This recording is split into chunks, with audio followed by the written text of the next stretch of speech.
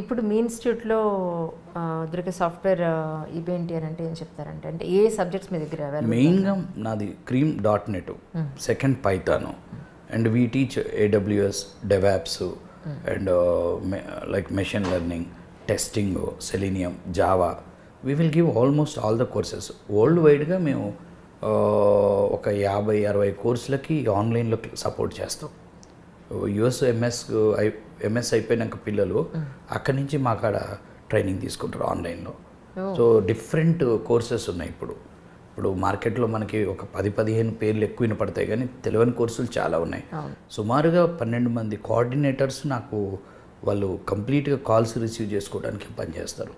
Calls వేరే countries నుంచి వచ్చే కాల్స్ ఉంటాయి, యుఎస్ నుంచి, ఆస్ట్రేలియా.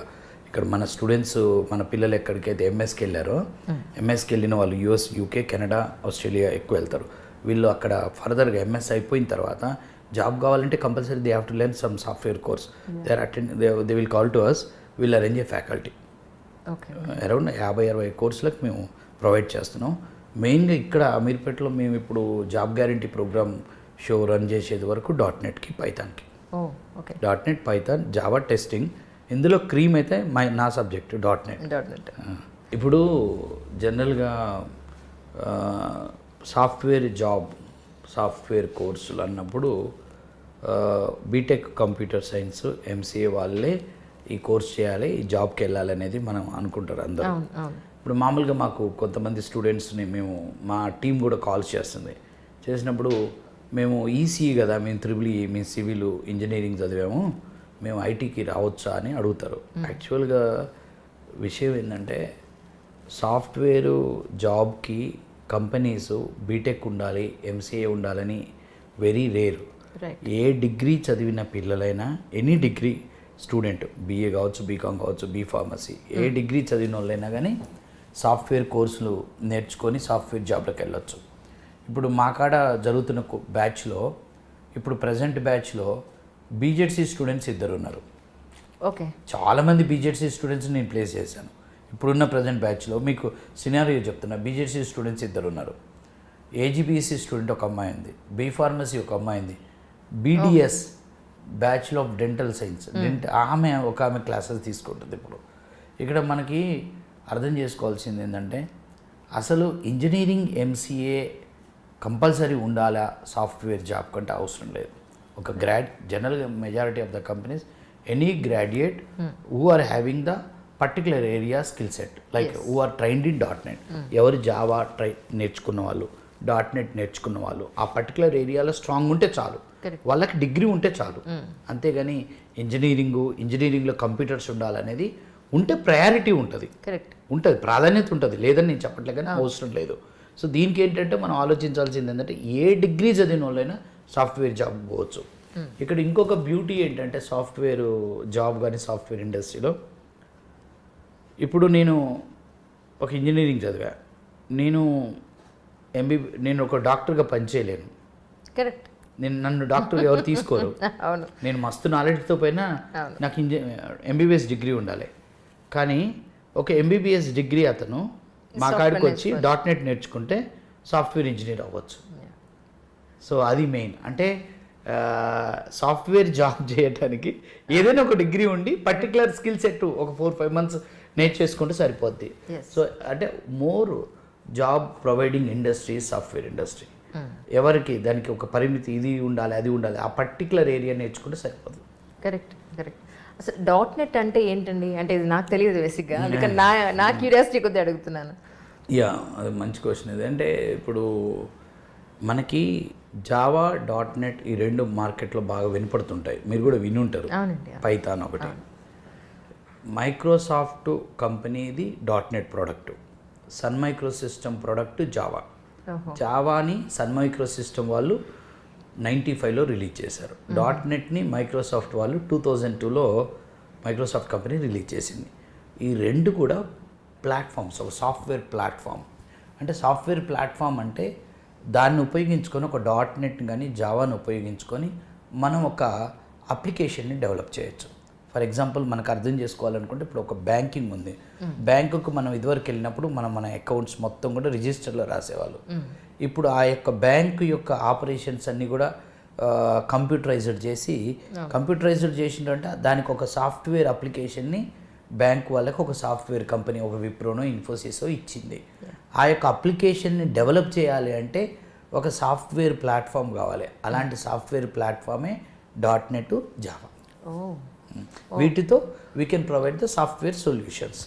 ఇప్పుడు మన బ్యాంక్ అప్లికేషన్ కావచ్చు, మన యొక్క రెవెన్యూ డిపార్ట్మెంట్ అప్లికేషన్స్, ఇప్పుడు మొత్తం మనకి ఆల్మోస్ట్ అన్ని గవర్నమెంట్ ఆఫీసులు కూడా కంప్యూటరైజ్డ్ అయినాయి.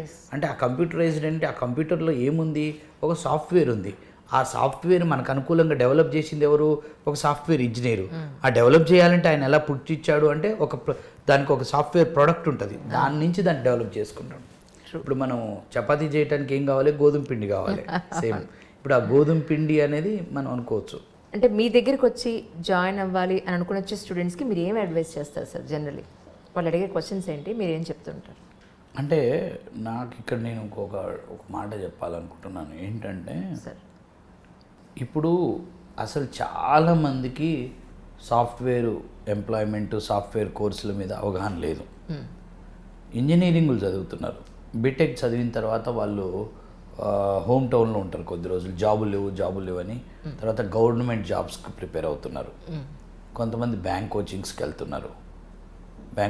వెళ్తారు. అసలు ఒక government job versus software job అని మనం ఆలోచిస్తే 4-5 సంవత్సరాలకు ఒకసారి గవర్నమెంట్ జాబ్ నోటిఫికేషన్స్ పడతాయి. ఎందుకంటే అక్కడ ఖాళీలను బట్టి నోటిఫికేషన్స్ ఇస్తారు.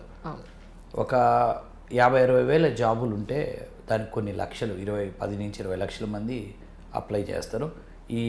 ఈ కొద్ది మందికి జాబులు వస్తే మిగిలిన వాళ్ళంతా మళ్ళీ ఇంకో నోటిఫికేషన్ కోసం వెయిట్ చేస్తారు.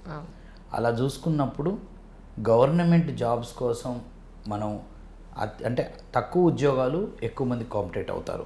అదే సాఫ్ట్వేర్ వైపు వస్తే మనకి ఎక్కువ ఉద్యోగాలు, తక్కువ మంది. ఇప్పుడు బీటెక్ చదువుతున్న వాళ్ళంతా సాఫ్ట్వేర్ వైపు రావట్లే. చాలామందికి ఎనాలిసిస్ తెలియదు. నా అంచనా ప్రకారం 20-30% పీపుల్ ఐటీ వైపు వస్తున్నారు, 60-70% పీపుల్ గౌడ్ జాబ్స్ అని, బ్యాంకింగ్ జాబ్స్ అని పోతున్నారు. సో ఇక్కడ నేను చెప్పేది ఏంటంటే, గ్రాడ్యుయేట్స్కి సాఫ్ట్వేర్ జాబులు ఎక్కువ, విపరీతమైన ఉద్యోగాలు ఉన్నాయి. ఇప్పుడు వరల్డ్ వైడ్గా ఐటీ ట్రైనింగ్ హబ్ అమీర్పేట అయితే ఐటీ జాబ్స్ హబ్బు ఇండియాలో ఫస్ట్ బెంగళూరు, సెకండ్ హైదరాబాద్. ఇన్ని జాబ్స్ ఉన్నప్పుడు ఎక్కువ జాబ్స్ ఉన్నాయి కాబట్టి best to go for software industry. Goud జాబ్స్కి వెళ్ళాలి అనుకున్న వాళ్ళు సుమారుగా ఒక 4-5 ఇయర్స్ పీరియడ్ పెట్టుకొని ఓపిక ఉంటే వెళ్ళాలి. దీనికి ఎందుకు చెప్తానంటే, ఈ మధ్య మనకు స్టూడెంట్ ఉన్నాడు, 2018లో పాస్ అయ్యాడు, 4 సంవత్సరాలు గవర్నమెంట్ జాబ్స్ కోచింగ్ తీసుకున్నాడంట. మా హోమ్ టౌన్ అబ్బాయి. నాకు ఎస్ఐ జాబ్ అనేది ఇది జాబ్ రాలేదు. 4 months back December 1st join అయ్యాడు. 4 months జస్ట్ లాస్ట్ వీక్ అతను ప్లేస్ అయ్యాడు. 3.5 ప్యాకేజ్. 4 years అక్కడ టైం స్పెండ్ చేశాడు, ఇక్కడ 4 months టైం స్పెండ్ చేశాడు. సేమ్ క్యాండిడేట్, అక్కడ గౌడ్ జాబు, ఇక్కడ సాఫ్ట్వేర్ జాబు. సో ఆ విధంగా చూసుకున్నప్పుడు గవర్నమెంట్ జాబుల కంటే సాఫ్ట్వేర్ జాబులు ఎక్కువ, అండ్ దాన్ని రీచ్ అవటం కూడా కొంచెం ఈజీ. మన చేతిలో పని కదా ఇది. బ్యాంకింగ్ జాబ్స్ కూడా వెళ్తున్నారు చాలామంది. అసలు బీటెక్ చదివిన పిల్లలు బ్యాంక్ జాబ్లోకి వెళ్ళటం ఏంటి? బీటెక్కి బ్యాంక్ జాబ్కి సంబంధమే లేదు, ఏదో జాబ్ చేయాలని పోతున్నారు, అది కూడా రాంగే. సో సాఫ్ట్వేర్ జాబ్ల వైపు రావటం, మా కాడికి వచ్చే వాళ్ళకి ఇప్పుడు మేము చెప్పేది ఏంటంటే, సాఫ్ట్వేర్ జాబ్ చేయడానికి ఎటువంటి బ్యాక్గ్రౌండ్ అవసరం లేదు. నేనే best example, best example. BA BCom. ఇంకా ఆఖరికి మీకు ఇంకొక లైన్ కూడా చెప్పాలంటే, మీరు అసలు డిగ్రీ లేని వాళ్ళకి కూడా కొంతమంది సాఫ్ట్వేర్ జాబ్లు ఇస్తారు. కొన్ని కంపెనీస్, చిన్న కంపెనీస్ ఉంటాయి, మా కాడికి వస్తుంటాయి. వాళ్ళు ఏమంటారంటే, సార్ మీ కాడ .NET నేర్చుకుంటు కదా, స్ట్రాంగ్ ఉంటే చాలు, వాడికి డిగ్రీ లేదు, బ్యాక్లాగ్స్ ఉన్నాయో, డిగ్రీ లేదు, డిస్టెన్స్. సార్ మాకు అసలు అకాడమిక్తో సంబంధం లేదు, .NETలో అతని నాలెడ్జ్ ఎంత, దాని బేస్ మీద జాబ్ ఇస్తాం. కాకపోతే వాళ్ళు ఫర్దర్ జాబ్స్ MNCస్కి వెళ్ళేటప్పుడు ఇబ్బందిగా ఉంటుంది కాబట్టి వాళ్ళకి నేనేం చెప్తానంటే, ముందు ఇండస్ట్రీకి వెళ్ళు, ఈ మీడియం సైజ్ కంపెనీలు ఎక్కడైనా జాయిన్ అవ్వు, ఈ డిగ్రీ ఓపెన్ డిగ్రీ కట్టుకో, 3 years ఈ కంపెనీలని పనిచేయి, డిగ్రీ వచ్చినాక you jump to move to other company అని చెప్తాను. అది ఇంకా బెటర్ కదా. అసలు ఈజీ అండి, చాలా ఈజీ. ఎందుకంటే అత్యధిక ఉద్యోగ అవకాశాలు అండ్ అంటే ఎక్కువ జాబ్ స్కోప్. మనం ఏ కంట్రీకి పోయినా కానీ సాఫ్ట్వేర్లో జాబ్స్ ఉంటాయి. సాఫ్ట్వేర్ జాబ్ లేని కంట్రీ లేదు ఈరోజు దాదాపు. సో దెన్ లొకేషన్తో సంబంధం లేదు. అత్యధిక అవకాశాలు, అత్యధిక స్కోప్ ఉన్నది కాబట్టి ఎక్కువ జీతాలు. ఒక ఎగ్జాంపుల్ చెప్తాను. మొన్న ఒక స్టూడెంట్ వచ్చాడు, భద్రాచలం ఏరియా అబ్బాయి, దుర్గాప్రసాద్ అబ్బాయి పేరు. నా స్టూడెంట్, ఓల్డ్ స్టూడెంట్ అంట. వాళ్ళ కోడల్ని తీసుకొని వచ్చాడు మేనకోడలు జాయిన్ చేయడానికి. అతను 10 సంవత్సరాల క్రితం నా స్టూడెంట్, 2011లో. ఆయన వచ్చి ఈ was touching my feet, I want your blessings today, I'm because of you only నేను ఇంత మంచి పొజిషన్ సార్ అని. నాకు గుర్తులేదు అతను. అప్పుడు క్లాసెస్ అప్పుడు ఏదో అతనికి ల్యాబ్ అసిస్టెంట్గా 3000 పాకెట్ మనీ వచ్చేటట్టు చేశాడంట. నాకు అది కూడా గుర్తులేదు. అతను 53 స్టూడెంట్లను పంపించాడంట రిఫరెన్స్ నా కాడికి. వాళ్ళ కోడలు కాబట్టి పక్కన పట్టుకొని వచ్చాడు ఆ రోజు అనుకుంటా. అతను ప్యాకేజ్ ఎంత అని క్యాజువల్గా అడిగాను నేను, అందరూ స్టూడెంట్లకు చెప్దామని. ఆయన ప్యాకేజ్ చెప్తే నేను షాక్ అయినా. 80 lakhs అంట per annum. 10 years back student. IIT కాదు, ఆర్ఈసీ కాదు, ఒక normal engineering student from rural area. 80 lakhs. 12 countries తిరిగాడు ఈ 10 ఏళ్లలో. ఇంకేం కావాలి చెప్పండి. నేను షాక్ అయ్యా. అవునా సార్ అంటే ఆయన చెప్తున్నా, ఎవరన్నా రాని నా కాడికి R&D సార్కి వెళ్ళి ఆయన చెప్పింది ఫాలో గారి. బ్లైండ్ ఆయన. ఇంకా వేరే వాళ్ళన్నా ఫోన్ చేసి నన్ను అది ఇది అని అడుగుతారు, ఇలా చేయండి సార్. ఆయన ఒకటి మీ కాడికి పంపిస్తేనే మీ ఇష్టం సార్, మీరు ఏదంటే అది కరెక్ట్. అంటే అంత పెద్ద పొజిషన్లో ఇప్పుడు 80 lakhs ప్యాకేజీలో ఉన్నాడు అంటే ఆ రోజు నాకు స్టూడెంట్ అయి ఉండొచ్చు, కానీ ఈ రోజు అతను ఒక కంపెనీలో పెద్ద స్థాయిలో ఉన్న వ్యక్తే కదా. నేను టీచర్ అయితే అయి ఉండొచ్చు, కానీ బట్ ఆయన ఏమంటాడంటే ద నాలెడ్జ్. వాళ్ళ ఫ్రెండ్స్ ఒక 30 మంది నా స్టూడెంట్స్ ఉన్నారంట. ఒక అబ్బాయి అదే బ్యాచ్ అబ్బాయి 1,20,00,000 వస్తుందంట. ఒక అబ్బాయి దుబాయ్లో 5 కోట్లు సంపాదించారు. వాళ్ళంతా నా స్టూడెంట్సే. ఆయన చెప్తారు మేమంతా కలుస్తుంటాం సార్ ఇప్పుడు అంటే డెఫినెట్గా తీసుకురండి, అందరం కూర్చుందాం ఒక రోజు. ఇది గ్రోత్ గురించి చెప్తున్నాను నేను. తర్వాత ఈ మధ్య కాలంలో ఒకసారి ఒక 4 years బ్యాక్ స్టూడెంట్ ఒక అతను కలిశాడు. 40 lakhs వెల్స్ ఫర్గోలో 40 lakhs వస్తున్నాయంట. అంటే 2016 బ్యాచ్, 16-17 అంటే 4-5 years 40 లక్షల జీతం. మనకి ఏ ఇండస్ట్రీలో 4-5 ఏళ్ళు పనిచేసినాక ఇంత శాలరీలు ఉండవు. నేను 2-3 years బ్యాక్ స్టూడెంట్లను ఎవరిని పలకరించినా 15 to 20 lakhs ప్యాకేజీలు చెప్తున్నారు. వాళ్ళందరూ 8-10 వేలతో స్టార్ట్ అయిన వాళ్ళే నెలకి. Growth, highest growth industry IT industry. అది ఐటీ ఇండస్ట్రీకి ఉన్న గొప్పతనం అంతే. దాన్ని అది మన అదృష్టంగా మనం ఉపయోగించుకోవాలంతే.